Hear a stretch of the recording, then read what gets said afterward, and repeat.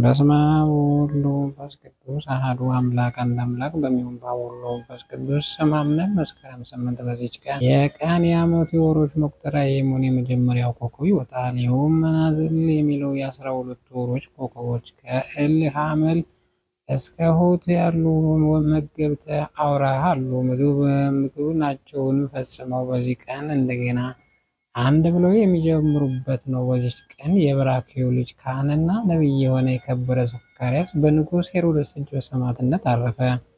ይህም ካህን ስለ ልጁ ዮሐንስ መወለድ የመላእክት አለቃ ገብርኤል በነገረው ጊዜ ነገሩን አምኖ አልተቀበለም። ስለዚህ ሕፃኑ እስኪወለድ ዲዳን ትሆናለህ አለው።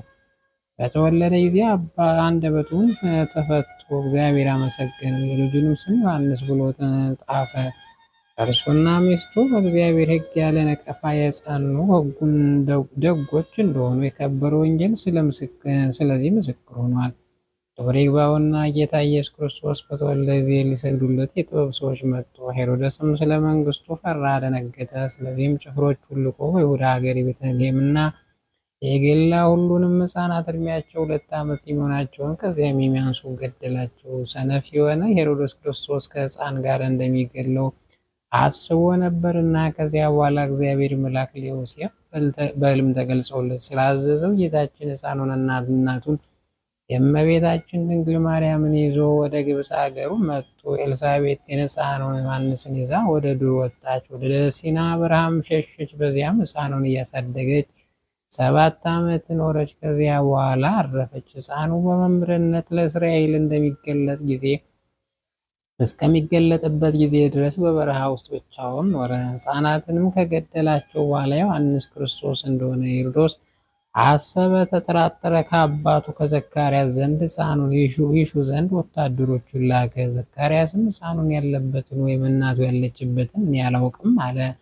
ሄሮድስም ልጅህን ካላመጣህ እኔ እገድልሃለሁ አለው። ዘካርያስም ከእርሱ ዛቻ የተነሳ አልፈራም። ወታደሮቹንም አዝዞ በቤተ መቅደሱና በምስው መካከል ገደሉት። ክብር ይግባውና እግዚአብሔር እስካሁን ሰወረ። ደሙንም ግን እንደ ደንጊያ ሆነች። ካህናቱና ሕዝቡ እንደ ልማዳቸው ለጸሎት በመጡ ጊዜ ከካህናት አንዱ ወደ ቤተ መቅደሱ ውስጥ ገባ። የረጋ ደምን አገኘ። ከመሰዊያውም እንዲህ የሚል ቃል ሰማ።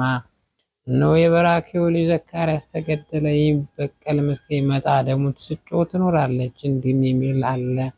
ከ12ቱ ደቂቀ ነቢያት የሆነ የበራክዩ ልጅ ዘካርያስ ይህ አይደለም? ያልተገደለም በዕድሜ ዑረት በሚባል አገር ሞተ እንጂ ስጋውን በዚህ ያለ ጥፋት ተኝቶ ቤተክርስቲያን ሰርተውለታል። የዚህ ዘካርያስ ግን ስጋው አልተገኘም። ስለመገደሉም የደሙ ድምፅ ምስክር ሆነ እንጂ። ደግሞም እንዲህ ተባለ። ሄሮድስ ሕፃናትን በገደላቸው ጊዜ ከአይሁድ አንድ ሰው መጥቶ የእግዚአብሔር መልአክ ትወዳለህ ብሎ ነግሮት ለዘካርያስ ልጅ ተወልዶለታል፣ ምናልባት እሱ ክርስቶስ ይሆናል አለው። ስለዚህ ሄሮድስ ሕፃናቱን ዮሐንስን ይገድሉት ዘንድ ወታደሮችን ላከ። ዘካርያስም ወታደሮች እንዲህ አላቸው፣ ሕፃኑን እኔ ወደ ሌላ ቦታ ወስጄዋለሁ። ከእኔ ጋር መጥታችሁ ራሳችሁ ከዚያ ቦታ ውሰዱት፣ ወደ ቤተ መቅደስም እስካስገባቸው ድረስ። ወታደሮቹ አብረውት መጡ። እነሱም ሕፃኑን ልጁ በመሰዊያው ጠርዝ ላይ አኑሮ ጸለየበት። ይህም የልጁን መወለድ እግዚአብሔር መልአክ ለእርሱ የነገረበት ነው። ያን ጊዜ እግዚአብሔር መልአክ ሕፃኑን ዚፊታ ወደሚባል በረሃ ነጥቆ ወሰደው። ሕፃኑን ባላገኙት ጊዜ አባቱ ዘካርያስን ገደሉት። ስለዚህም ጌታ አይሁድን በቤተ መቅደስ መካከል የገደላችሁት የዘካርያስ ደም በላያችሁ ይደርሳል አላቸው። ለመገደሉ ምክንያት አይሁድ ናቸውና እንዲህ አለ። ለእግዚአብሔር ምስጋና ይሁን፣ እኛን በጸሎቱ ይማረን ለዘላለሙ አሜን። በዚች ቀን ደግሞ እግዚአብሔር ሰው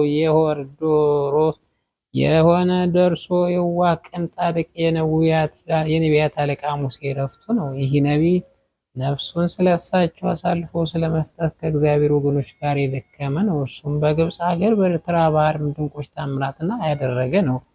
ይህም ስለ ፈርዖን ትእዛዝ ወላጆቹ በግብፅ ወንዝ ውስጥ በጣሉት ጊዜ አውጥታ አሳደገችው። ስለ ፈርዖን ልጅም ለተርሙት ልጇ መባል አልወደደም። እርሱም ፈርዖንን የዕብራውያን ወንዶች ልጆች ይገድሏቸው ዘንድ አዝዞ ነበርና ባገኛቸውም ጊዜ ስለ እሷ ልጅ ሊሆናት ወስዳ በመልካም አስተዳደግ አሳደገችው። 40 ዓመት በሆነው ጊዜ አንዱ ዕብራዊ የግብፅ ሰው የሆነ ሲያጠቃው ባየ ለዕብራዊውም ተበቅሎ ግብፃዊውን ገደለው። በማግስቱም ደግሞ ሁለት ዕብራውያን እርስ በርሳቸው ሲጣሉ አያቸው። ሊያስታርቃቸውና በመካከላቸው ሰላምን ሊያደርግ ወደደ።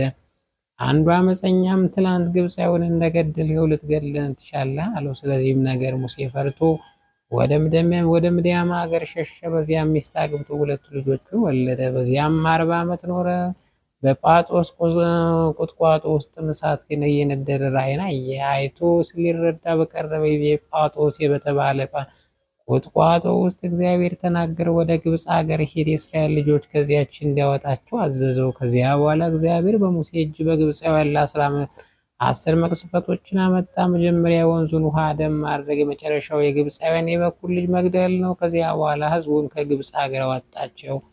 ኤርትራን ባህር ከፍሎ በውስጡ አሳለፋቸው። የባህሩንም ውሃ በጠላቶቻቸው በፈርዖን በሰራዊት ላይ ገልብጦ አሰጠማቸው። ከዚያ በኋላ በምድረ በዳ ውስጥ 40 ዓመት ሙሉ መና ወረደላቸው። ውሃንም ከዓለት አፈለቀላቸው። ሁሉ በጎ ስራ በዚህ በደግ ነቢይ ሙሴ እጅ እግዚአብሔር ያደረገላቸው። እነርሱ ግን ይዘልፉት ነበር፣ ብዙ ጊዜም በድንጋይ ሊወግሩት ሽተው ነበር። እርሱ ግን በእነርሱ ላይ ልቡን አስፍቶ በመታገስ ስለ እርሳቸው ወደ እግዚአብሔር ይማልዳል። እነሱም አብዝቶ ከመውደዱ የተነሳ እግዚአብሔር አቤቱ የዚህ ሕዝብ በደሉ ይቅር ካላልክ ሕይወት መጽሐፍ ሰርዘኝ አለ። ሰው ከልጁ ጋር እንደሚነጋገር 570 ቃላትን ከእግዚአብሔር ጋር እንደተነጋገረ መጽሐፍ ምስክር ሆነ። የእስራኤል ልጆችም በሚያዩት ጊዜ እንዳይሞቱ ፊቱን እስከሸፈነ ድረስ በእግዚአብሔር በጌትነቱ ብርሃን ፊት በራ። 120 ዓመት የሆነው ዕድሜውም በተፈጸመ ጊዜ ለአገልጋዩ ለነዌ ልጅ ለኢያሱ ሕዝቡን እርሱ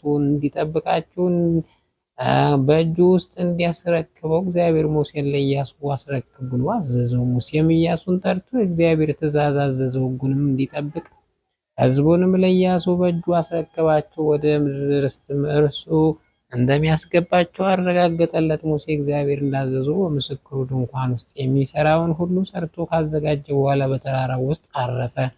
በዚያም በመላእክት እጅ በስውር ተቀበረ። የእስራኤል ልጆች ወስደው እንዳያመልኩት እግዚአብሔር የሙሴን ሥጋ ሰወረ።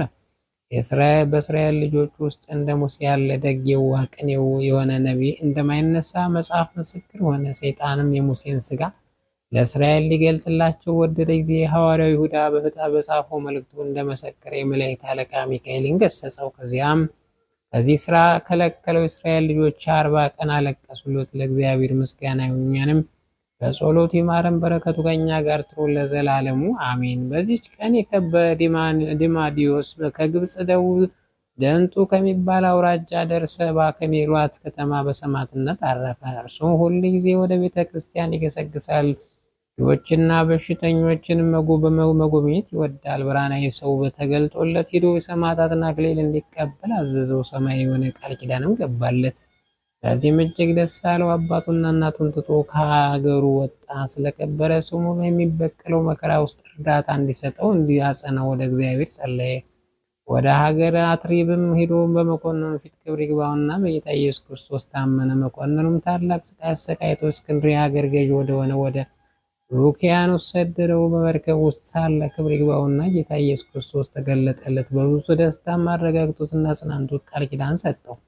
ልቦናውን ፈጽሞ እጅግ ደስ አላት። መኮንን ሉኪያኖስን በጽኑ ስቃይ አሰቃይቶ ራሱን በሰይፍ ቆረጠ። የሰማዕትነት አክሊልን በመንግስተ ሰማያት ተቀበለ። የሀገሩ ሰዎች መጥተው ስጋውን ወሰዱ፣ ታላቅ ክብርም አከበሩት። ከስጋውም ታላቅ የሆኑ ድንቆች ታምራቶች ተገለጡ። ለእግዚአብሔር ምስጋና ይሁን። በዚህ ሰማዕት ጸሎት ይማረን፣ በረከቱ ከኛ ጋር ትኑር ለዘላለሙ አሜን። በዚችም ዕለት ምግቡ የአጋዘን ወተት የሆነ በረፍቱም ጊዜ በብዙ ታምራት ያደረገ የከበረ ገዳማዊ ቂርቆስ ረፍት ሆነ። እግዚአብሔር በጸሎቱ ይማረን ለዘላለሙ አሜን። በዚች ቀን ሰማዕት ሉኪያኖስ መታሰቢያው ነው። ይህም ቅዱስ አንድ መኮንን ብዙ ጊዜ አሰቃይተው ራሱን በሰይፍ እንዲቆርጡ ታዘዘ። የሰማዕትነት አክሊልም ተቀበለ። ደግሞም የቅዱስ ኤርምያስና ኤልያኖስ የመነኩሳሞን መታሰቢያቸው ነው። በረከታቸው ከእኛ ጋር ትኑር ለዘላለሙ አሜን። ጌታ ሆይ ከብልጽግናቸው ብዛት የተነሳ ብዙ መባ ካገቡት ይልቅ የዳይቱን አነስተኛ ባንድ ተቀበል። ለሁል ጊዜ የሚያገለግሉና የላይፍ መላእክት እያሳሰቡ ችግር ጊዜ ማቅረብ ምስጋና ተቀበል። እናንተ ቅዱሳን ነቢያት፣ ሰማዕታት፣ ጻድቃን፣ ትጉሃን መላእክት፣ ፍጹማን ደናግል እንዲሁም መነኮሳት ልጅ አዋቂ ሳይል የምንሰበሰብበትን የጉባኤ ቦታ ባርጎ መጽሐፍ ወረቀት አዘጋጅቶ ብራና ዳምጾ የጻፈውን ያጻፈውን ከግዕዝ ወደ አማርኛ የተረጎመውን ቃል ንባቡን በእርጋታ መንፈስና በተመስጦ ሕሊና ያዳመጠውን በደለኛ ሁሉ የምታስምር ጌታ እናቱ በማርያም ጸሎት ኢየሱስ ክርስቶስ በአንድነት ይማረን። ኢየሱስ ክርስቶስ በአንድነት ይማረን። ኢየሱስ ክርስቶስ በአንድነት ይማረን ለዘላለሙ አሜን።